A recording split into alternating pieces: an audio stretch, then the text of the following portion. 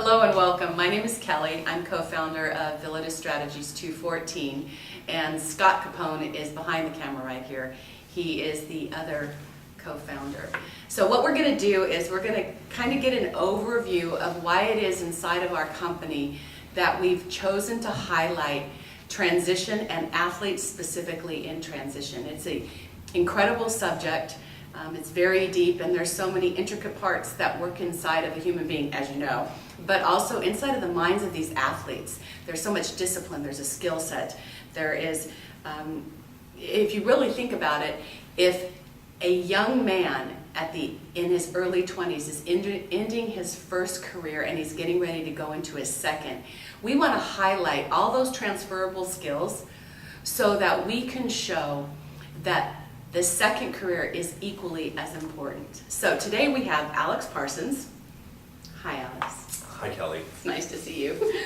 So, Alex, let's talk a little bit about your athletic career and when it started.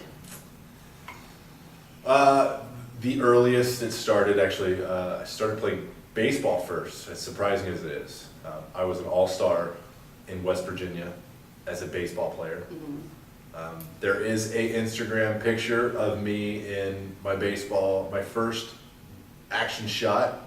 And then I started playing football when I was 6. We moved to California.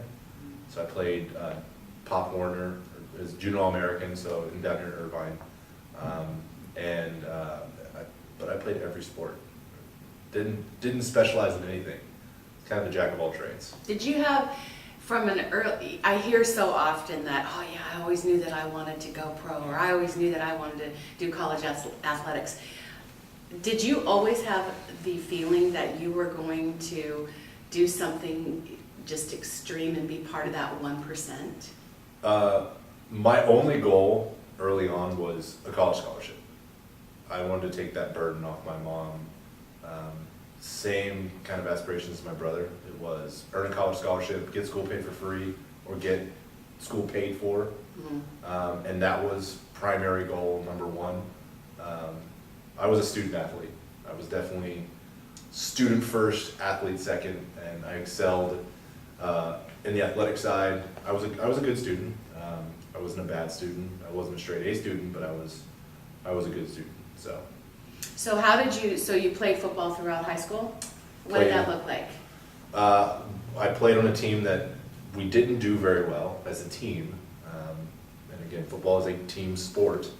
So we struggled as a team. We struggled all 4 years of high school. We played great teams. We were in a great conference. We were in a great division. I played football all 4 years of high school, and then I dabbled in lacrosse my senior year.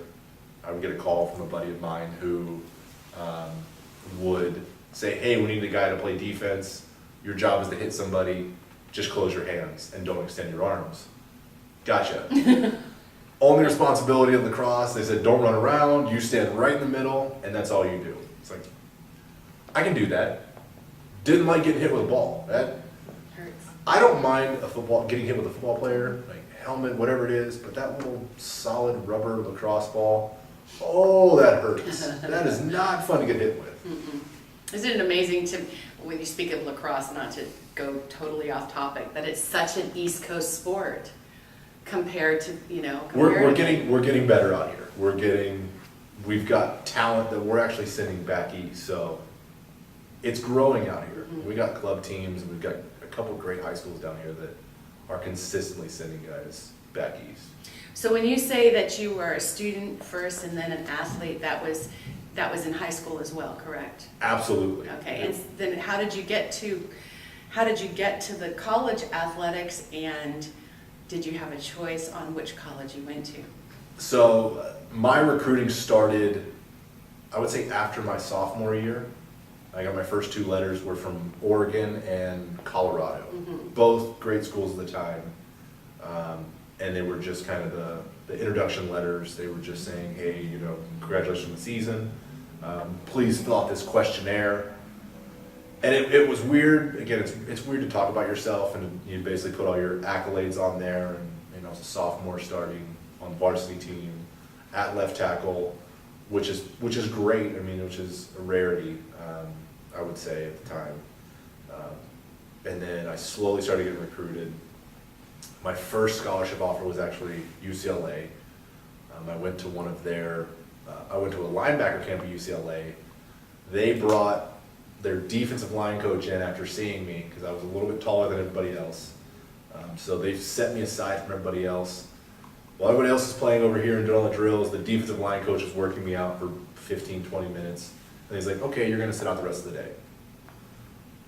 A little disheartening. Again, I didn't know what I was getting into, so I was like, okay, I'm just a little unsure. Like, everyone's playing. It's like the kid, you hurt yourself and you get to sit on the sidelines while everyone else is playing the pool and running around. And yeah, so I was that guy on the sidelines like, oh man.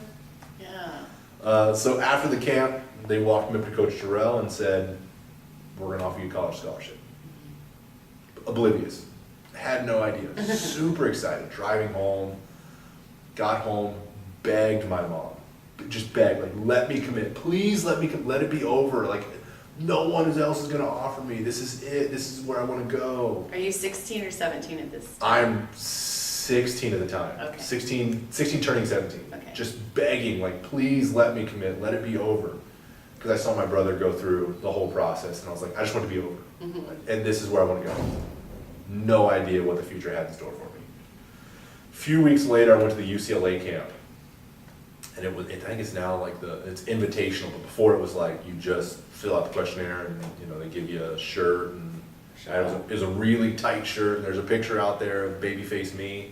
Do you hear that, folks? So now we've got there's 2 pictures that are out there. There's a babyface picture of me out there with no beard and a buzzed head, looking angry, not angry person. So I went to that camp and I was actually one of the top performers, and this is at the time where a ton of guys were coming out of Mission Viejo, a ton of guys were coming out of Servite, any big name school in Orange County that everyone was there, Los Alamitos, I mean, every big name athlete was there. Again, I'm kind of oblivious to the situation. I was like, I know these schools, but I don't know athletes. I know kind of what's in my sphere in the Irvine bubble in a sense, but performed really well. I guess I was one of the top performers there. A few weeks later, I went to the USC camp. Mm-hmm. Same situation happened there. It's a 2-part camp. You have the morning workout and you have the afternoon workout. The morning workout, go through it, do all these position drills, and then we do one-on-one drills, and I go every single position, all 5 positions on the defensive line, and they're like, okay, we're gonna sit you out the rest of the day. So I was like, look at the irony there. I was like, well, the same thing. Like, I need to sit outside. Like, I don't get to play anymore. That like, you did a great job. Have some Gatorade and sit out.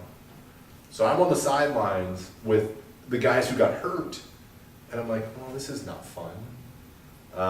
Same situation happened. They basically walked me up to Coach Carroll and said, you did really well. We're going to offer you a college scholarship. At that point, they all started rolling in. Once USC was a top tier program at the time, so it was. I had options. I'd like to say I've got a giant box of letters and offers and still at home, and they're just kind of keepsakes. And well, I show off every once in a while and say, look, tell my kids. And Dad got a letter from Harvard and Princeton and all these big name schools. You name them, and I got a letter from them, or in most cases, a college scholarship. Well, without going through all of them, how many would you say? How many offers? I would say any program nationwide, I got an offer from. So I definitely had my selection of the top tier programs at the time. And you went with? I chose to go to a school where I would enjoy school and get a good education, as well as a top tier program. And USC was definitely the #1 choice. And the way I committed was, my mom has been always very structured, very rigid, and great, and a leader in our house. So I took her on the recruiting trip with me to USC because she was like, listen, if you're going to go somewhere, I need to know you're going to be a good student. So we go through student academic services, they take us to the tour and show us all the bells and whistles that USC has to offer. And we go up to the room at the night, and we sit down just before I'm going to get taken out by a couple players. And she goes, what do you think? And I was like, this is it. She goes, I agree. And That's really at that point, it was it. I committed in, I believe it was December 6th. So I committed, and then she said, well, listen, if you're gonna commit, you need to call every coach that recruited you and let them know. Wow. And don't let them hear. So the following day, I asked, USC to respect my decision and not make it public yet, and we didn't make it public until I had the opportunity to call the coaches that were consistently recruiting me. So Arizona State, Oregon, all these schools I contacted and said, hey, I appreciate you, all the effort you put into it, but I'm gonna commit to USC. I'll tell you, that speaks to the quality of the human being that you are and the mom that you have. It was definitely, looking back, it was great. It was a learning experience for me, but I was like, well, why do I need to do this? Looking back, it was definitely, I grew up, because you had to tell another adult, a grown individual that, you appreciate it, but you decided to go somewhere else. Right. That's This really. was pre-social media, so this was. Yeah, this was, I mean, that's. There was Facebook, there was MySpace, but Facebook wasn't even around yet. No. So. And it still wouldn't even be the same to contact them via social media now. It's better to pick up the phone. It was a phone call. Yeah. Like, the texting was Respectful, around. right? It was the Nokia phones, like the big bricks. Like, again, they're fantastic. You couldn't break them. Mm-hmm. But texting wasn't really that much. So it was definitely, call and have a conversation, let them know. And a lot of, and that's kind of when the recruiting process really slowed down, and they were respectful of me, and they didn't kind of chase after me anymore. They didn't send me any letters. And So, as a Trojan, 4 years, how was that experience? Well, let me ask you this first. What were your expectations going into college athletics? Did you have any? Was it a clear-cut path? What was it that you were thinking? I mean, you're 16 years of age and you're going to a Southern California school that has such a great reputation. yeah, I was 18. I wish I was 16. Oh, sorry. Yeah. I had to mature a couple more years. I went to USC literally clueless what I was getting into. Again, didn't know. I lived in Orange County, so I kind of had my own sphere, my own world, and I stayed there. So my initial experience was they had what was called the Bridge program. So I graduated from high school on the 21st and reported to USC summer school on the 26th. Oh, wow. So the 21st I graduated, the 26th I moved into Troy Hall at USC 5 days later. And I started school and I started summer workouts at that time. So I had no idea what I was getting into. I was like, look, just again, tell me what to do and I'm gonna follow it. I think that was my mindset, and that's how I've been so successful athletically and elsewhere, is just tell me what I need to do and I'm gonna do it. I think most athletes are that way. They are so disciplined and they're so used to being coached that it's not that you're telling them in a rude way. It is, this is what I need you to do so that you can accomplish the goal, and we are a team, Yeah, right? just tell us what we already know we're gonna accomplish, because we've already decided this is the goal we're gonna set out for. Here are the steps you need to take. Go to class, go to workouts, work hard, study, pass class, get your degree, you can proceed forward with that one. So how was your college career as an athlete? I had my ups and downs. I came in as a defensive lineman. Again, never playing I played linebacker, played a couple games of defensive line in high school. I had the opportunity to play in an all-star game. And at the time there was a Cal Florida all-star game and there was the Army All-American all-star game. The Army All-American game, everyone knows about. It's on NBC. It's televised, it's fantastic. The Cal Florida game was a smaller game at the time, and so it was the All-Stars of California versus the All-Stars of Florida. And at the time, we were powerhouses. So on the Florida team were Tim Tebow, CJ Spiller. These were guys you hear about in the news. I mean, even out here that you hear about them. On our team, we had great guys. We had Alan Bradford. We had Trayvon Patterson. We had a ton of guys that go to SC. And it was funny because we were split. There were SC guys and there were UCLA guys. And the bus was split that way. It was SC guys in the back, UCLA guys in the front, and we'd scream fight songs with each other. I mean, but it was all in good fun. And for the most part, we still talked to a couple of the guys.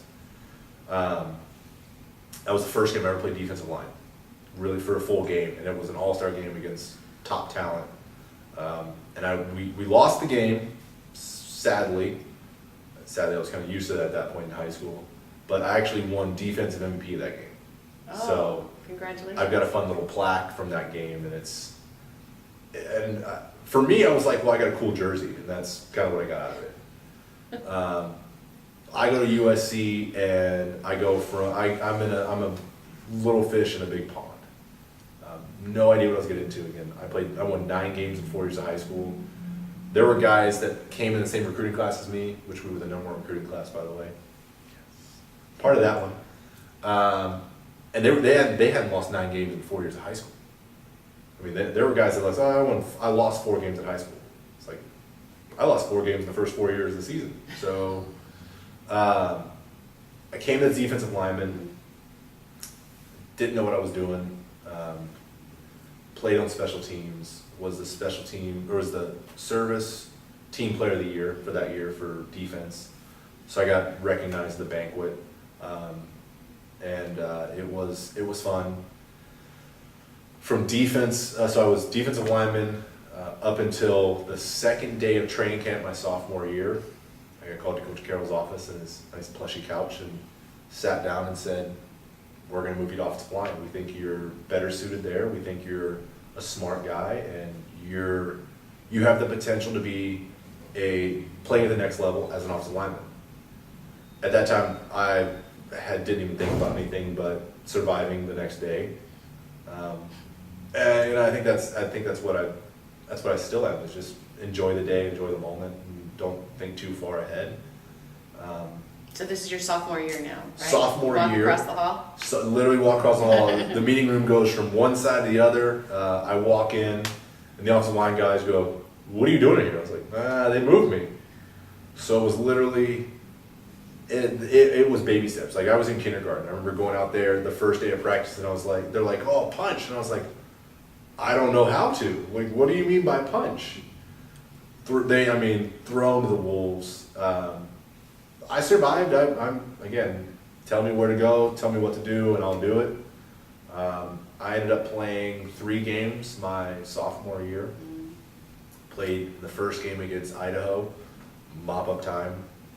I actually played in Notre Dame, at Notre Dame. So against Notre Dame at Notre Dame Stadium, which was, I used to love watching Rudy. Can't watch it anymore, but I used to love watching it, and walking out of the tunnel is the exact same locker. Just the experience was wild, and I'll appreciate that.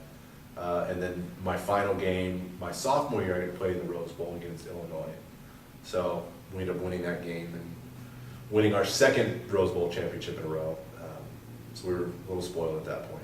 You had previously mentioned that it didn't matter which stadium it was, that you could always hear your mom's voice. Did she travel with you at all? She never missed a game for my brother and I for our entire college careers. Our high school careers either, but our entire college careers, she went to every game. Wow. So she would leave, high school, our games are Fridays, so she would go from my game, she would fly out that night to where my brother was playing. Oh, wow. And he was in Kentucky that time, so that's all, SEC is all East Coast. Mm-hmm. So Georgia, Florida, Mississippi, Ole Miss, she went to them all. And she was the one, no matter what stadium, high school, college, NFL, for some reason, that pitch, whatever, her scream, we knew it was her and we knew where to find her. And it was funny, for the most part, high school, everyone knew, she's well known. I mean, everyone loves her, but she's great. She raised us, my brother and I, and we're both college graduates. We both played in college and had successful athletic careers, and now we're raising families. Okay, so now we're back to, now we're in your junior year, right? Junior year. College junior year. Offensive lineman, so the expectations are much higher than I'm a year in. So our center gets hurt. So I end up replacing our center throughout training camp, and then he comes back in the first couple games. I'm a backup at this point. So I went from a starter, knowing that this guy is going to come back and healthy, and me get pushed back, or my anticipation was I was going to just go to a guard. That didn't work out. So this first couple games of the season, I was actually sitting on the sidelines watching. Disheartening, but again, I was there for one reason, and primarily was to get a college education. So again, USC is not a terrible school to graduate from either. So third game rolls around, we're up in Oregon State, and I had my first opportunity to play in a very stressful situation. We're down, fourth quarter, our right guard gets hurt, and from that point on, I never let go of the position. What was funny was the following weeks, we go to Oregon State. The following week was my first start against Oregon.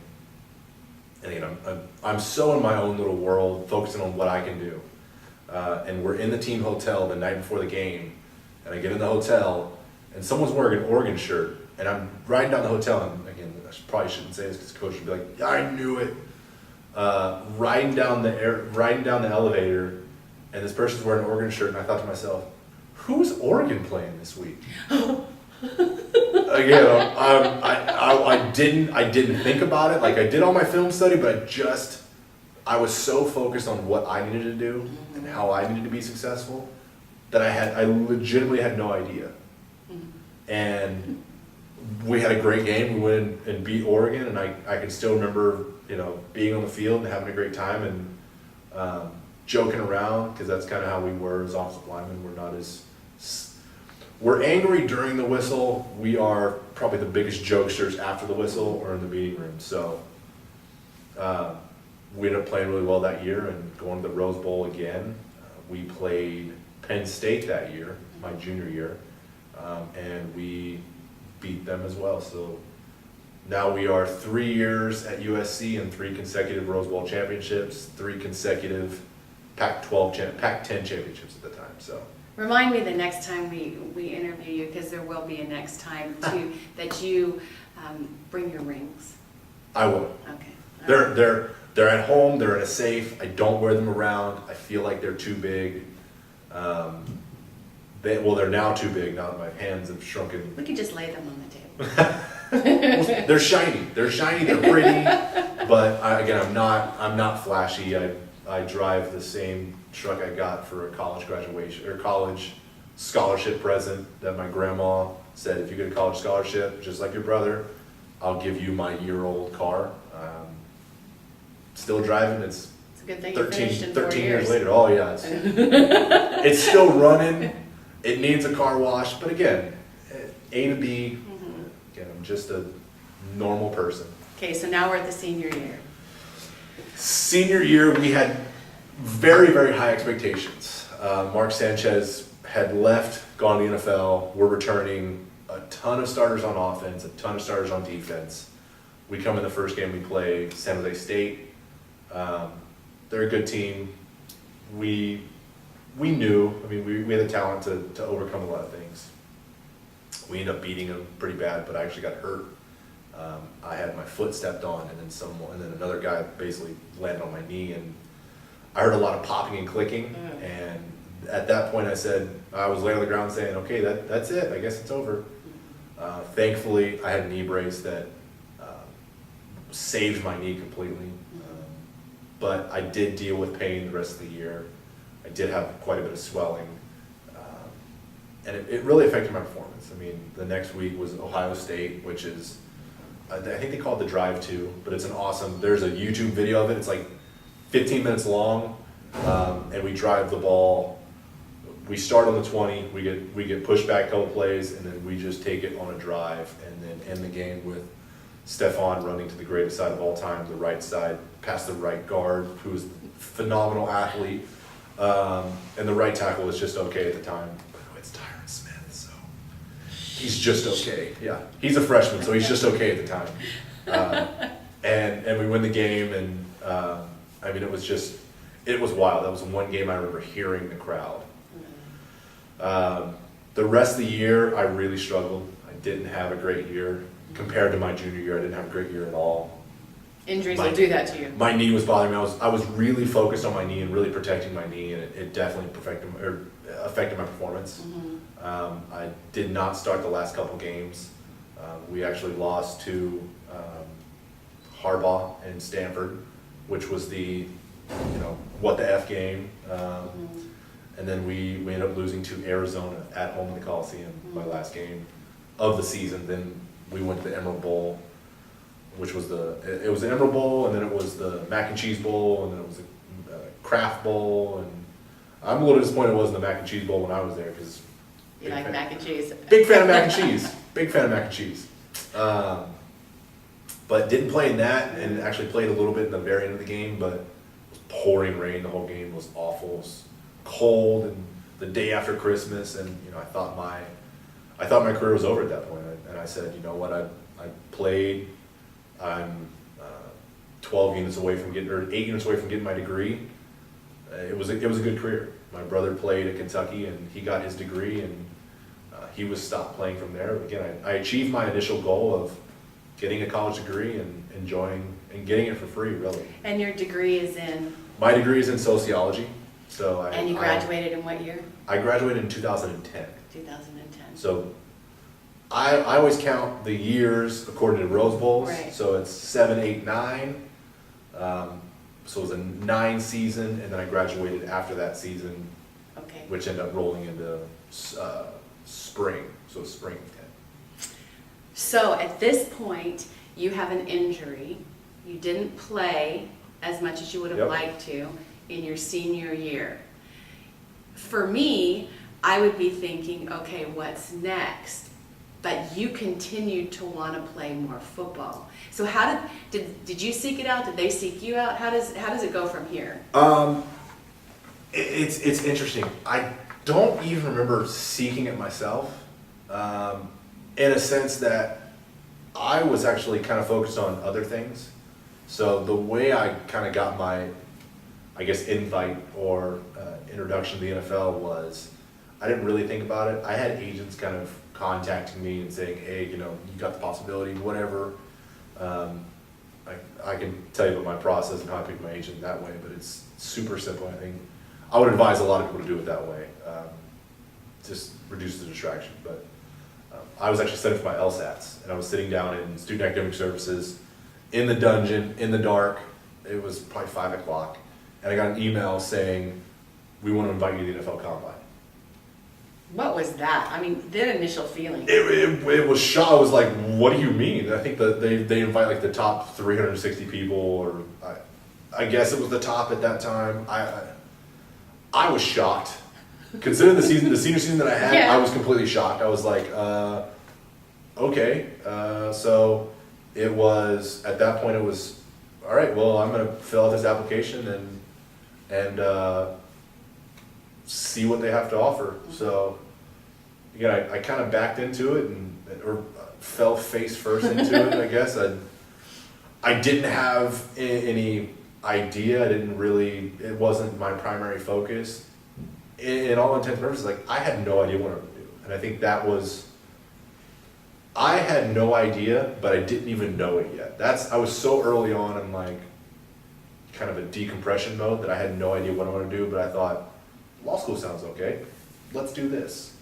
And at that point I had so many options that I had to find something that interests me. And at that time, law was very interesting to me because I didn't know enough about it. Well, it's interesting to me right now because after we've gone through your high school and your college and you're studying for your LSATs and now you have another option. Like, so, right? It's kind of the trajectory of your life. Like, there's options. It was funny. It's like, well, my mindset was, well, I might as well try. Again, I was oblivious to it. I was like, I might as well. I mean, they want to see me. Might as well try. But How much did you weigh at this point? I think it was 300 pounds at the time. And how tall are you? 6'4.5". Yeah, 6'7" in heels, but 6'4.5". Nice. Do you like stilettos? They hurt my feet. Okay. But no, I was 6'4", 300 plus pounds.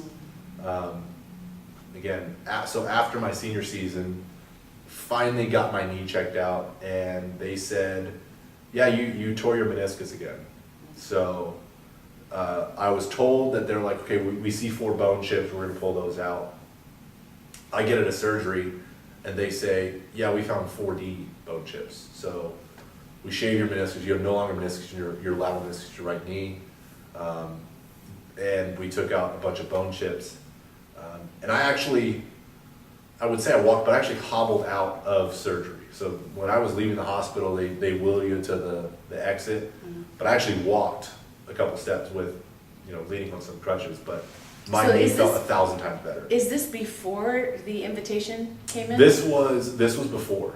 So this was before. Right after college? So right after college, this was, Wow. I think I had my surgery, I think December 29th. And the invitation came in? And the invitation came, I believe it was February, something like that, but, so Right in the after combine, healing. yeah, in the well, not really, in the combine you do running, you do every agility test plus a lot of mental stuff and checking out your body. So I actually didn't do a couple of the drills at the combine. I did the 40 because it was a straight line, but any kind of lateral movement I didn't do, which I'm not the strongest guy, I'm not the fastest, I'm the smartest, but the lateral stuff is where I really excel. And I couldn't do it, and then me being the athlete saying, well, I can beat that. I know that time, I can beat that, I can do much better than that. So I only had one opportunity, and that was all at the pro day. And how did that work out for you, Alex Parsons? It was great. I remember after the pro day, the Oakland Raiders coach came by and said, you did a great workout, we like you. The draft, I would say, was probably the hardest time that I ever had. I had no idea early on, I had no anticipation early on, but as I started going through the process, I was like, okay, well, maybe this is a possibility. Maybe I could get drafted, maybe, a lot of teams were talking to me. But as the days went on, and this is the first day, it was the 3 days. So I knew I was going to go on the first day. I knew I was going to go the second day. I said, well, there's a real possibility the third day is looking really good. Tick, tick, tick, tick, tick, nothing. So end of the draft happens, and I'm not picked up, not drafted. I was like, again, what do I do now?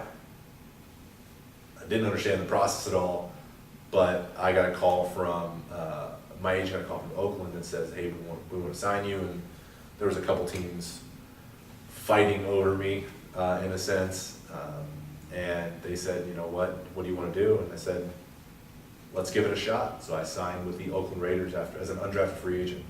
As an undrafted free agent? That year, they had drafted 2 other offensive linemen too, so I was, again, oblivious. I didn't track the draft, I had no idea, so I was like, this sounds good. So, yep. Did you stay with the Raiders for your full career, and how long did that last? So my first 4 years in the NFL were with Oakland. So my first year, I didn't make the team. I was actually cut and then brought back. So I actually played 4 snaps of the entire preseason my first year. So the way it works is you want to have a lot of film so other teams can see you and other teams can really evaluate you. And I didn't have that opportunity. So I initially thought, well, I only played 4 plays, and it was in the 3rd preseason game. Again, mop-up time at that point. There was nothing. I thought, okay, it's over. Like I gave it a shot. Got cut, and they said, well, we want to bring you back. And I was like, why? You just cut me. Why do you want to bring me back? What was like, why? You haven't, I played 4 plays. Like, why did you even, they said, well, we like you. I was like, okay. So I was on the practice squad that entire year. And then we had the lockout. So I was clueless about what a full year was in the NFL. After that season, we had the lockout. So we didn't have OTAs, we had training camp, but it was the day we reported for training camp was the day that they signed the CBA. So we literally showed up and they signed the CBA, and the next day, everybody reported. Right. The entire league did. So at that time, we had fired our head coach, fired our offensive line coach. Let's start all new. So it was interesting. So you played 4 years with the Raiders. Yeah. So inside of that 4 years, and then we'll get to after the 4 years, but, so you're how old at this point? 22 was my first year. 22 Yeah. to 26. 22 to 26, yeah. Okay, so inside of those 4 years, the thought process that did you ever think about life after football? No. Okay. I did in a sense that I did. I mean, I thought about it, I didn't plan for it. Mhm. And I think that was looking back, that I could have done a lot better. And I never put things into action. Okay, so it's from 22 to 26. I don't know where you were at 22 to 26. I know where I was. And if you think about what he's already explained, his life he's like lived 10 lives by the time he's 26. Inside of 22 to 26, did you have any internships?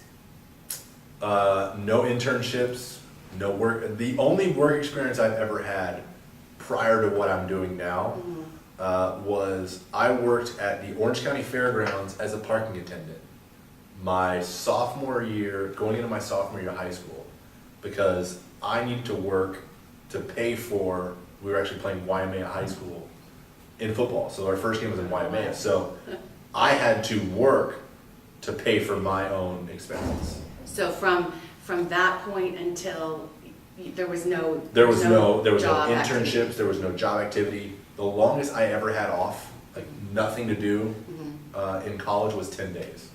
And that was from winning the Rose Bowl to going to off-season workouts. 10 days. Those 10 days I was stir crazy. Because I've never had the fact that it's like, Right. you have nothing. Like your schedule is open. There's nobody telling you what to do. When you talked earlier about going from, you had that graduating high school and you had that 5 days, I was like, well, that's a summer break. I mean, there is no summer break. I graduated high school June 21st, and I reported to Troy Hall at USC the 26th. Yeah, that's to start summer school. Yeah, it is mind-blowing to me, the discipline and the desire and the want that athletes have. It's like a hardcore at the heart, it's amazing to me. So you're in the NFL, you're playing for the Raiders, there's no internship. Is there any sort of encouragement, or is there anything from the NFL that's happening for you at the time to show you that after football there's going to be a life that's going to happen? Not that I remember. I don't remember getting a lot of things. It was more of, this is your full-time job, and I think that's the difference that people don't understand. In general, it's not a 9 to 5. The NFL is not a 9 to 5. It is a all day long. You may be in the facility from 6 to 5, but you got to go home and do your own studying. You got your own stuff. But no, I mean it's a business, and there's no job security. Those contracts are contracts in a sense that, yeah, your player rights are to this team, but they're not like a normal contract in a sense that you sign, somewhere else, you're going to get paid all of this. There are stipulations attached to it where you got to do these, and you have to make the active roster to get the minimum salary, whatever, or your salary, or what they always report on ESPN, the ticker symbol, and all that stuff. So at any point you're expendable. Oh, Basically. you're a commodity. You're a commodity. And this is it's a business, and I think it's hard for me to see people don't necessarily understand that, because your contract is worth what the paper is written on. So there's a lot of stipulations with, if you make the active roster, if you're a vested player and you make the active roster, that year's contract is guaranteed, that year's salary is, but the rest of the year is not for the most part. So when it comes to the off season as an NFL player, did you find yourself wanting to further your education? Did you want to dive back into the LSATs, or off season for you would look like what? Off season for me was, and my mind shifted at this point, because the way I am is, if I'm doing something, I'm gonna go all in. Mhm. I'm not gonna half it, I'm gonna go all in. So I remember coming back from my first season saying, it's not gonna happen, I'm gonna make the active roster next year. So I came back and I trained. There was no, I don't understand that there was an off season. I guess there are guys out there that, have that job security, but the position that I was in, we had no off season. It was, I got back, I took a week off before I started to go stir crazy and found a trainer and was all day long working out, running, preparing myself. I took the weekends off, but 5 days a week I was training and grinding to make sure that I came back bigger, faster, stronger, healthier than the previous year, to show that, hey, I'm here and I want to earn this. And I'm trying to earn a job. So right now, how old are you? I'm 30. You're 30. Yeah. And are you married? I'm married. I've got a lovely wife and 2 lovely children. And when did the relationship aspect come into play? During these 4 years that I'm talking about, or after? Who did you play for after the Raiders? So I got hurt 2013 during training camp. Sat out basically got an injury settlement, sat out the rest of that year. Signed with Cleveland before training camp on 2014. Made it through training camp. Didn't work out there, was released, and then I sat around for another 2 months, and then signed with New Orleans Saints for the month of October that year. And then was released again, and then the real fun starts to happen. The real fun. The real fun. Okay. When I say real, I mean real life. That's at that point it was, I knew I didn't want to play anymore. I didn't know what I wanted to do. And I knew that mentally I was not there anymore, and I knew if I wasn't there mentally, then I was never really there physically, in a sense that I was never the strongest, never the fastest. All of those attributes, I was never there. When I lost that mental aspect, and I wasn't there to I wasn't going to be the smartest anymore, and I knew I hadn't given it my all, I couldn't do it anymore. So the last team that you played for was the New Orleans Saints. New Orleans Saints. Yeah. And how did you leave? Did you consciously say, I'm going to retire from the NFL? Were you let go? Was it due to an injury? I was released. So I was released from the Saints just before Halloween 2014. Came back, and I had a few opportunities that year to work out. I had a fantastic agent who got me opportunities, but again, I wasn't mentally there. And there were a few opportunities that actually went and worked out, and a few of them, so 2 of them really stand out specifically. I was in Miami, so being a West Coast guy, the way a workout works is the team flies you in Monday to work out Tuesday, because that's typically the team's day off. And then if you sign, you start Wednesday and you're off and running. So coming from the West Coast, they flew me out red eye to Miami. I got to Miami about 2. I was up at 5 to do physicals and do the workout. And I remember sitting there, and the workout got delayed twice for some reason. And there were 2 other guys there with me, and I remember sitting there before the workout going, do I want to do this? Do I really want to do this? The 3 of you together were saying this? No, You were saying it to yourself. I kind of sat aside, and I was like, and they're all working out and stretching and things like that and getting ready, and I was sat on this little bench, and I was like, do I really want to do this anymore? And I went through the workout, and I did really well, but mentally I wasn't there. I even thought to myself, I kind of chuckled to myself. I was like, I don't want them to sign me. Nothing against the team at all, but it just, mentally I was like, I just want to go home. Like, I want to go home. This is not for me anymore. It's amazing. So I did a study a while back on NFL players and their pro careers, and what does it look like as a college athlete if you want to go pro and it doesn't happen? Yep. What does it look like as a pro player that's leaving and transitioning into life after sports? And I really believe, and what I found was there are people playing that don't want to be there anymore but there are extenuating circumstances. Either it's about the money, the applause, it's about notoriety, competition, right? Or it's about just being part of the team.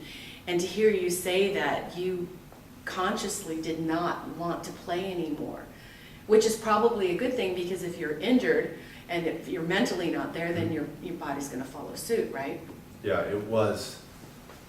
For me, it was no longer worth it. Like, obviously, the income is fantastic. Like, you for the most part, you're not going to make that much money doing a kids game anywhere else. But at that point, my mental sanity, the time my wife's mental sanity, we didn't have kids at that point, but her sanity, and I needed the job security. I needed something to be able to say, I'm putting this into it, I'm gonna get this out of it. Just like I've had for years before. The NFL wasn't like that, and I felt like it was, I'm gonna put everything I have into it, and it all matters on someone else's opinion about me. So where in your career did you meet your wife? How did you meet her? And then the marriage? Because I think that having a support system is key to any career, but especially when you're a professional athlete, and at any time, like the unknown can happen. My wife is my rock. I mean, 100%. I wouldn't be here today without her support or anything. She was there. Whatever I decided to do, she was there backing me. Even if she knew it was dumb and wasn't smart, she was there backing me. She's actually from a neighboring town from me, a neighboring city. She was a high school athlete. For a couple of her records, I guess her numbers are still on the CIF stuff, which is funny. But we didn't meet until my sophomore year of high school, or sophomore year of college. Okay. So we didn't even know each other. We had the same group kind of following.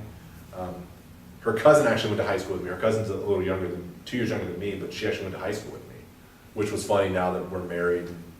I'm like, oh, it's so weird that we went to high school together.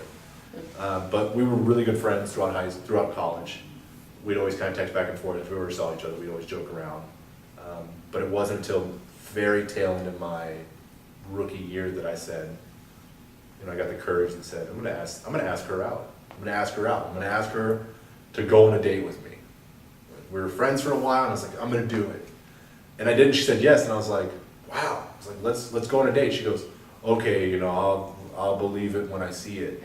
So I was like, fine, like, you come to a game, you stay at your friend's house, we'll go on a double date with your friend, because I know first date, being friends is good, but that first date as like a couple, when you were friends, we didn't want to have the awkwardness, so we actually went on a double date with one of her good friends, and her boyfriend at the time, which they're now married. And fantastic. So we have a great story of we went on a double date, and now both couples are married, and we're still really close. That's wonderful. Absolutely wonderful. So, you decide to leave the NFL. I decided to leave the NFL, so Miami was the first instance, and then I had an opportunity to go to Pittsburgh a week before Christmas. So they had gotten hurt, a couple of guys got hurt. They called my agent. My agent called me. At the time, I was actually in Arizona. My grandmother had fallen and hurt herself, and so I went out to visit her in Arizona. I got there, and then Pittsburgh called and said, we want you to work out. We want to bring you in to work out. And at that point, I was like, it was literally a big deep breath of an exhale and say, okay, do I want to do this still? Mm-hmm. So I said, let me think about it. And they were, again, I respect them because they were absolutely on board. I said, let me think about it. Give me a couple hours to think about it. And they were like, absolutely, we understand. I kind of explained the situation to them, and they said, look, family's first, it's great. So we sat there, and I thought about it, and I was like, okay, well, do I want to do this still? And I was like, I don't think I need to go. So they actually called and said, well, we're going to sign you. We're going to sign you. We want you here. As long as you're here by Wednesday, you'll be fine. Just we want to sign you. And I thought to myself, and I actually stayed up that night, tossing and turning, as cliche as it is, but I thought about it and said, why am I trying to talk myself into going? Yeah. I shouldn't be talking myself into going. No. So at that point, I called him and said, I appreciate it, but I just can't. I can't do it anymore. And there was a sense of relief at that point where, okay, it's over. Like that chapter's closed. And then the panic set in of, what do I do now? There's no work experience behind it. There's no internships. There's no typical resume skills that equate to anything else other than what I've been doing for 20 plus years. So that's where the panic hits, and it hits you like a brick wall and said, okay, well, I need income now. When you say I can't do it anymore, my brain is so curious as to you can't do what? Is it just, not just, I'm so sorry. You can't play the game of football anymore. You can't deal with the unknown if you're going to get cut. You don't feel like working your body that way. The idea of getting hurt is just not, I mean. D, all the above. Final answer. Okay. Yeah, it was everything. It was never having job security was a big thing for me. And again, it's where whatever I put in, I want to have the value of this is where I'm going to go to. Mm-hmm. But if I'm putting this in and it all depends on somebody else, I have no control. Okay, so when it comes to the transition part and not knowing what you're going to do, would you say that was a little difficult, extremely difficult? Like, because I know everybody that I've spoken with ranges on, oh, they had a plan B, or oh, they weren't worried about it, or it was just depressing and we'll close the curtains and... I would say it was very difficult. My wife would definitely say it was extremely difficult. Mm-hmm. And that was in our relationship it was tough because one, in the NFL you're not really home that often. You're more in the facility not even hanging, you're working with your friends and working with your teammates. So you're not really at home. And at that time, after your career, you're always home. Mm-hmm. You got nowhere else. You're not going to the gym anymore. Right. If you are, it's not for the whole day. It's your home. So that was the thing where I was frustrated that I wasn't doing anything. She was frustrated that I was frustrated for not doing something. So. But she was always there. She was always the rock, and I leaned on to. Again, I wouldn't be here without her. Right. My transition was brutal, but it was very short. So it wasn't an extended transition, but it was brutal. It was. I remember multiple times scrolling through Monster. Again, having no idea what I want to do. I had no direction. That's what Monster used to be, the place to go Oh, look for a someone job. tell me, it used to be the go-to. Yeah. And it was like, okay, well, what do I do? And I had no direction. I was lost. The way I would explain it was, it's like getting dropped in the middle of the ocean and someone saying, find land. Where do you start? I don't want anybody to have to feel like that. And it's brutal, but thankfully, and I never had a plan. I knew my plan B was my degree, but I never knew what I wanted to do with my degree. Mm-hmm. Whether it be law school, whatever it was, I knew I had the plan. I had the foundation of a plan B. I didn't have a process. So out of exiting the NFL, what does it look like? Do they wrap around you as you leave and walk you to the door and call you once in a while to see how you're doing? Do they offer you any security at all? What does it look like when someone is finished with that game? Benefits wise after the NFL, it all depends on how many years you were on an active roster and how many credit seasons. Mm-hmm. If you are it all depends if you're vested. So if you're vested, you've got 3+ credit seasons. You got different benefits. So at that point, you have 5 years of free healthcare after you're done playing for you and any beneficiary or any dependent. Mm-hmm. You're also a pension. You have a pension later on in life. And there are a couple other things. Anything before 3 years, you don't get the pension. You don't get the 5 years of free healthcare. You have the opportunity to buy Cobra, which is still, I mean, NFL insurance is great, but you have to pay for it. Both vested and non-vested do have the opportunity, or do receive a severance package, in a sense that you've got X amount of dollars, set amount of dollars per year you were on the active roster. If you were never on the active roster, I don't think you get it, because it all depends on how many years you were on the active roster. So. What about continuing education? No, there was no, not that it wasn't out there and open. I don't remember getting any emails or getting any information about it. Though it was, and I tell you, you're a piece of meat, you're a commodity, and as soon as someone's bigger, faster, stronger, cheaper than you, they're gonna find them, and you're gonna be cut loose and off your own endeavors. So as a retired player, then you have to be proactive with the transition. You have to be proactive on where you're going next in life. Yeah, and that's humbling, very humbling, because as an athlete, in my case, from high school to USC to the NFL, you always have somebody chasing after you, whether it be good or bad, but for the most part, they're good. It's, we want to give you this, we want to give you this scholarship, we want to work you out, whatever it is.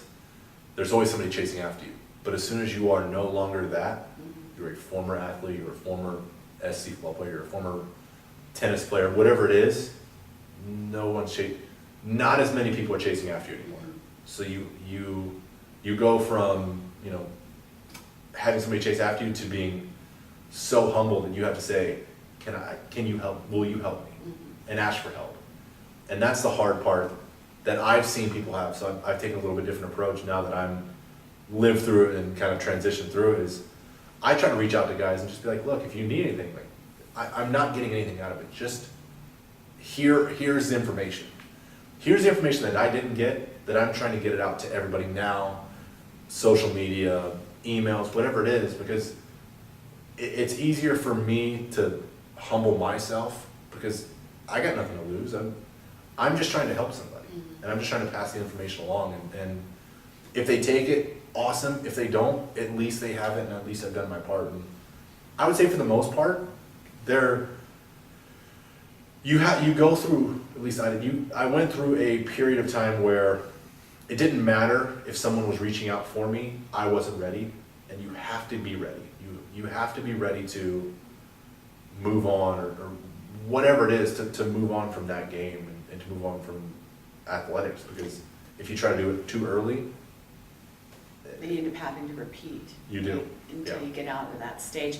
What would be the one thing that you would say, one attribute that you would say that you miss most about the NFL? And I think I'm trying to ask, like, when you were in your transitionary Yeah. stage, what was it you were missing, if anything?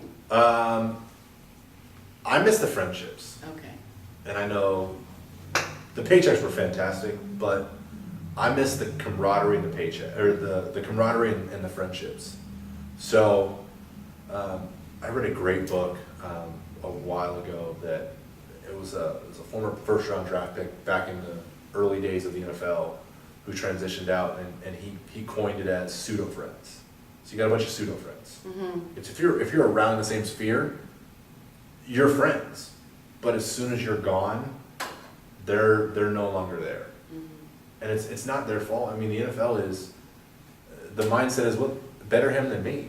Because, I mean, everyone's got mouths to feed. Everyone's got kids. They've got, families and loved ones to depend off of. So it's, I don't fault them, but that's what you miss. You miss that camaraderie, especially in the offensive line room. It's different. The offensive line room is different. I think you can ask any athlete. They're different. We're five guys that have to do the exact same thing and have to be on the same page all the time. And that's really how it is off the field too. There are guys, there's a guy that I can depend on, and there's a couple guys I can depend on that call and shoot me a text that they'd be there for me. And I think that's different with other positions, because there are five of us. There's five other opportunities rather than one quarterback, one running back, a few wide receivers, or whatever it is. So, Do you still keep in contact with your teammates? a few of them. There's one guy that I talk to on a daily basis, and if anybody knows me and played with us at the same time, they know who it is, and yeah, we're good friends. He's a veteran when I came in rookie year, and there wasn't hazing, but it was, look, we're in the same situation. Let's have a good time about it, and don't take it too seriously. I mean, it's a serious game as it is, but you got to find the little moments in it. You got to have fun with it still, because it is still a kid's game. Kind of. I don't know many kids that get paid. It's awesome. It's awesome because I used to tell them, I was like, you don't understand. Like, I had the opportunity to play a kid's game for a living, where you can go to a park and you'll see kids playing football. I had the opportunity to play for a living and make good money off of it, but not many people get that opportunity. Right. And it's the little things, and I appreciate that. It's like I played in the NFL, great, but I was able to transition and use this story that I have to kind of, and the experience that I had to kind of transition to what I'm doing. Mm-hmm. So it's always so amazing to me that, you know, you finish something, you're just 30, like you're just 30, it's so absolutely. young. And you've already transitioned from a first career and now you're in your second Yep. career. And inside of that, like, there's this threshold of time where you already had to deal with so much in order to transition. And I don't know how many 30-year-olds out there are in their second career and have had such a monumental experience transitioning, because there's a loss, there's a grief. You've got teammates that are gone, you're not making the same amount of money, you don't even realize your job skills, you don't even realize like the discipline of showing up day after day and learning new positions and all the plays. And then, I mean, and then now you're here with a family and you've transitioned. So how did you decide to transition into the career you now have? Actually, it was my alumni network. So, in a sense, I would say it's very similar to how I did the NFL. Was I went to a networking event, not knowing what I was getting into, not knowing where to start, not knowing anything, no card, not even a resume set up, anything. And I walked up to a guy that I knew and said, I'm looking to get into finance, because I knew he was in finance. And I said, I'm looking to get into finance. He goes, what kind of finance? I was like, I don't know. What kind of finances are there? Again, you have so many options. There's a job for everything. Mm-hmm. I had no idea. I didn't know. Again, someone tell me. You just like numbers? It was, well, I wanted to get into finance because of my experience in the NFL. So it doesn't, my story doesn't transition apples to apples, but it has some kind of linear line, in a sense that the NFL led me from the LSATs, from law school, to the NFL, to finance, what I'm in now, as a financial advisor, because in the NFL, there are 53 players on the active roster. The minimum salary is $495 this year. That's the minimum. So but for the most part, there are a lot of guys that are making good money, and they have an opportunity to be very, very successful and build generational wealth. Mm-hmm. But they surround themselves with bad situations. They make poor decisions. They don't have the guidance. They're missing something. Mm. And there's nothing wrong with having it, but it's not that starvation mode. You don't have to spend it all. You can build it and live a great lifestyle, but do you need 7 houses and 4 cars? And I guess I'm the simple mindset of, you can only drive 1 car, you can only live in 1 house, mm-hmm. You can only wear 1 watch. So what I hear you saying is, it's a matter of respecting the dollar, respecting the job that you have, but at the same token, if you have been from 6 years old all the way up focused on football, then how would you ever get the education to plan for the future financially, let alone think about what your next career is going to be, right? It's funny, I mean, and I kind of think about it, nothing really changes from college athletics going to the NFL. The only thing that really changes is that comma sign in your bank account. Your lifestyle doesn't change all that. It doesn't have to change all that much. What in life changes other than a title? Well, I would think the trust of an agent would be like a prime, because you're looking at that person now, other than a coach, to be your guiding factor. Trust, at least from my experience, trust was hard to come by, because as you build your resume of your football career, more and more people start coming out of the woodworks. And in the NFL, it's like a flood. Everybody, because everything's public. You can Google anybody right now in athletics and pull their contract up. It's not overly difficult. You don't need to have great computer skills. You can pull their contract up. Concepts that I've seen people have issues with are budgeting. Again, budgeting is not budgeting, saving, concepts of just general knowledge. I mean, and the hardest part of transitioning from the NFL or transitioning from college to the NFL is having to say no to people, and it's really having to say no to people that you love and that have been close to you, because those are the ones that there's not any kind of ill feelings, but again, everything is public and it's hard. Money gets involved and it becomes a business, and when the NFL was no longer fun, it became a business. At least in my own corporation, that was when I knew it was time to move forward. But it's hard to say no. Oh my gosh, I can't even imagine, like, you're making this money and then you decide to leave, or for whatever reason you get injured or you get cut, and then all of a sudden, what's budget? Like you have to learn this.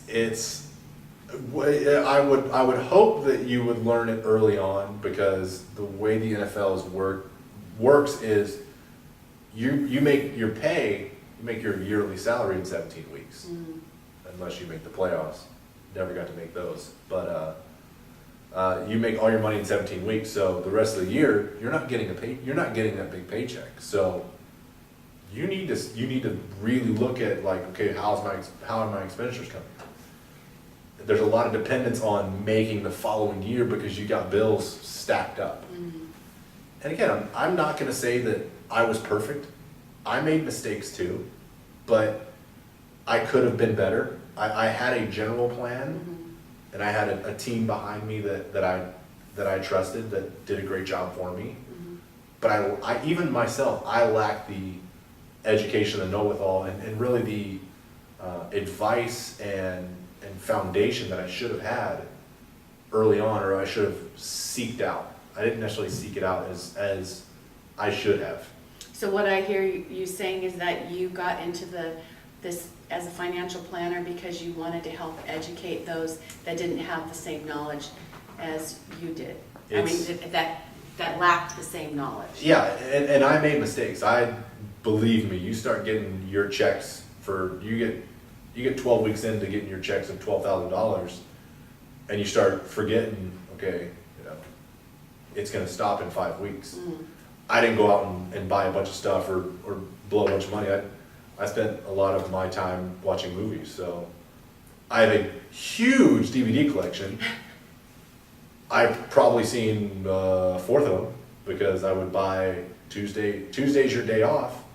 I would buy brand new releases on Tuesday on DVD. So I've got movies that I probably still have the wrapping on, and it's just because that was your go-to. That was my release. Is the way I got out of my sphere was to watch a movie and shut my brain off.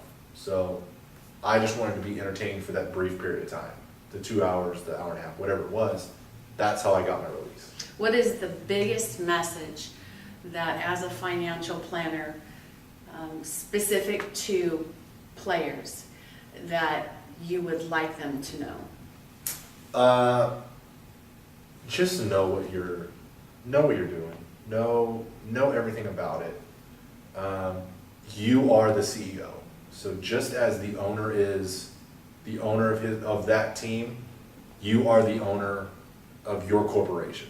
Your body's your owner. Just as you do your training, you eat right, you exercise, you stretch, you should be taking that approach to your entire life, because your corporation is the foundation. So your body is the foundation of how you make your money.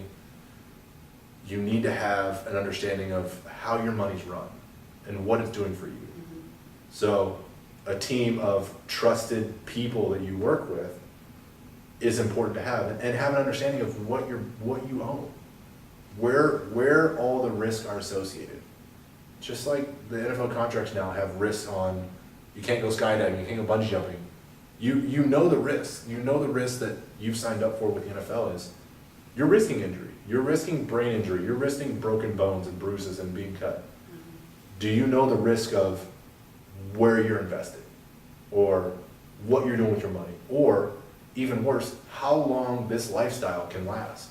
Well, that's the truth, because when it comes to playing in the NFL, it's not a question. It's the not for long league. Yeah, and right. it's very true. It's the not for long. It's going to end, regardless. It's going to end someday. It's going to end. And I love to tell people, a buddy of mine played 13 years, which is far extended, and he was an offensive lineman, far extended the average of offensive linemen. Played 13 years, retired at 36. Mm-hmm. 36 years old, he is done. He was the old man in the offensive line room. He retires in what would typically be your prime earning years. Right. It's true in any other business, right? What are you gonna do? Like, you were the old timer in this sphere. You're outside this sphere now. Where do you go from here? Well, and if you did everything right with your finances in those You don't have to do. Yeah, you don't have to. You can. But in all reality, you and your wife would probably go crazy. Being around each other all the time? You need to do something that's how athletes are. That's how at least I am, is I have to do something. I have to achieve something, whether it be attempting to lose weight, keyword attempting, or, work. I have to do something. So Alex, this is what I hear you saying, is that you did not feel prepared by the NFL to transition out of your first career into your second. Is that accurate? Yes. Okay. In saying that,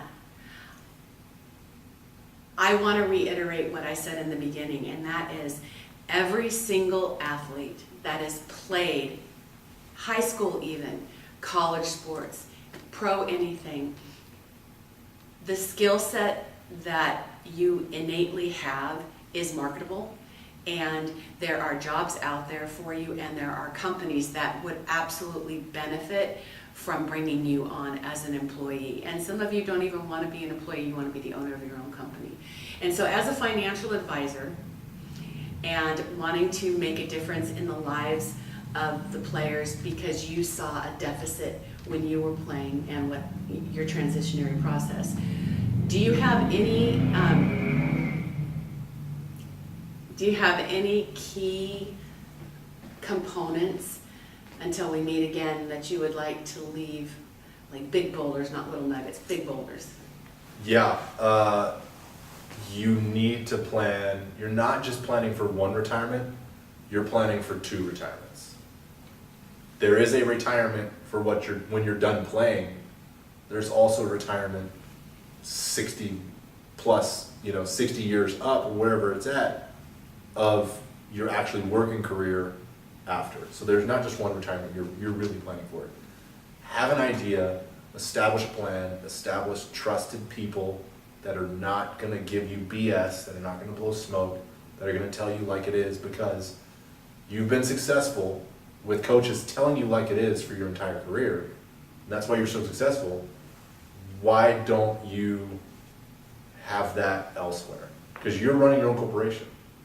Do you want people to tell you, what makes you feel good, or really what you should be hearing good, bad, indifferent as completely honest, unbiased of, there's no conflict of interest. It's so interesting, as Kelly Incorporated, right? And it's like you have to take the ownership. And I definitely was not raised on the best budgeting skills. So my education level with that had a little bit to be desired. And I remember in a conversation that you and I had, you said to me, I'm just here to educate, not here to solicit. And I think that's one of the most, just like, what's it called? Sorry. It's complimentary. It's a complimentary. You don't need to overcomplicate it. And because I'm not going to throw everything at you. There needs to be a foundation. You have to build a foundation to be successful. You didn't start in the NFL at 6 years old. You start at Pop Warner and you learn the basics and you develop your basics and you mastered the basics to be where they're at and, ultimately where I was. Can I be really transparent? Please. Okay. So I think part of my, I didn't mean to step on your foot. Part of my aversion to financial advisors, because somewhere along the line, I always put them in the same category as a used car salesman. I always felt like, until I met you, I always felt like someone was trying to force feed me something and I really didn't like it. And it was more of a, try to sell so they can get a percentage. But when I look at it as an education, and I'm Kelly Incorporated, we want to blow Kelly Incorporated out of the water. Yeah. Until, because of mortality, Kelly Incorporated needs to be Apple Incorporated at some point. Right, because as I get older, I'm going to need, we hope not, but I'm going to need more care. I'm going to need, and I want to take care of those in my life as well, and I can't do that if I don't know how to budget or if I'm not invested or invested in the right areas. It's hand-holding, and that's as simple as it is again, there are a ton of advisors out there that can do everything. If you're an advisor, you can do pretty much everything. You can diversify a portfolio a million different ways, but it's a matter of who you trust, how you trust them. Do you know them, like them, trust them? That's all it is. Know them, like them, and trust them. Know them, like them, trust them. Whatever it is. And you want to have somebody on your team. You want to have a teammate backing you up that says, this is what it is. And so we're preparing for now, and we're forecasting for preparation in the future. It's what do you want in the future? This is how you put something together to hopefully achieve that. There's no, again, finance investing, there's no magic pill, there's no, if it's too good to be true, it's usually too good to be true for the most part. And this is where you're going to go, and this is what you're trying to achieve. Have somebody that's communicating. Just have somebody talk to you and either talk you off the ledge or pull you back when times are wonderful and fantastic and rainbows and lollipops. I can't wait till we talk again, because I'm really interested in finding the correlation between all the personalities that you dealt with throughout your first career and how that pertains to dealing with your clients now. Oh yeah. I can't wait. So until next time.